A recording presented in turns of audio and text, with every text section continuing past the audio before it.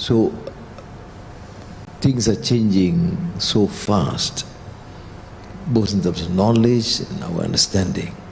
Now, if we consider ourselves have this complex, therefore, that this sort of discussions must be confined to the few elites, we'll be subject to them and will be manipulated by them.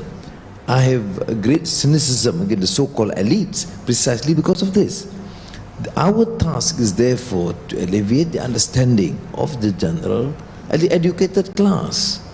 Now, we invite mainly the graduates, or if not some professors, because if we think that the issues that we deliberate upon must be common issues of understanding, then when can we ever achieve that level of understanding in this age of competition and new knowledge, new understanding, and worse, these post-normal times that Zia have been discussing? Of course, some of his terms are very general and could be misinterpreted. Now, for example, when he said Islam, you should not confine to Islam as a solution.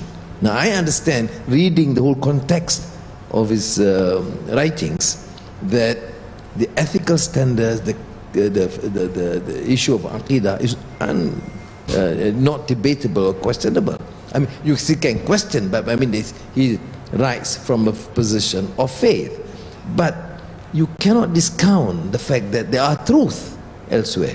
And this is the point. I mean, to a conservative traditional Muslim, this is a shocking statement, unacceptable. But to us, understanding the context, you know and you realize that interaction and getting the best from our own source and the new sources would be of immense assistance to our understanding. I mean, after all, the clear hadith on that, on wisdom, is not our monopoly.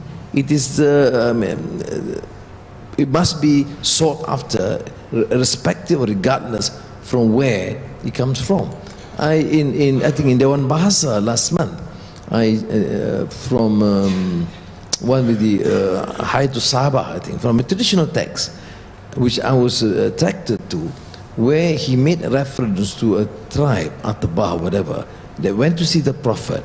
This was inconsistent with this Toshiko Izutsu's analysis, understanding the Jahiliyyah society, where he made reference to this group that went to the Prophet, and the Prophet said the 5 principles that you observe, and he said, yes, from what is being told to us by the Prophet. Then what are the 5 other principles? Then they said, from what you assign your Sahaba to tell us. What are the 5 principles that you learn? From our forefathers, which means that from a Jahiliyyah society. Now, my understanding in our generation is imma Islam or imma Jahiliyyah. This Qutbiyun view, the Qutb interpretation. Either you accept Islam, you accept Jahiliyyah. But now the interpretation from the source, from the hadith, says that the 5 principles that we adhere. Then the Prophet asked, what are those? He said, to be thankful. To be thankful and appreciative of the goods that we receive. And then there are a few other things, but the 5th is, to my mind, quite pertinent. Not to be too rejoiceful when your foe, enemy, seems to be in trouble. But this is a major challenge, particularly us. They have just won the elections. Yeah, okay, but this, and the Prophet's remark was that this is impressive. This is clearly views that taught by earlier prophets, and I am, of course, I mean, he said, this is great ideas that I think is in the true tradition of the great prophets. But mind you, these are values, at least elements and characteristics taken from the Jahiliyyah experience. So what is now fundamental to be rejected is only on the issue of faith, the aqidah.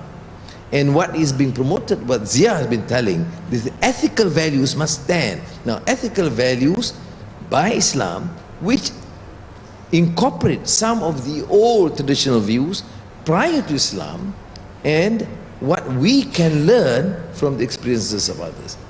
All right? So I think, just to clarify, because Zia will give this a general view that, you know, we are taught and grew up to say Hallu Islami, it is an Islamic solution, and Islam is the answer, is the best. Yes, but then he comes to tell us, look, this is partly true, but because we don't have all the answers, we say yes, the Quran gives all the answers, the principles, but certainly not the full otherwise the answers, because otherwise we are not encouraged to think, reflect and innovate.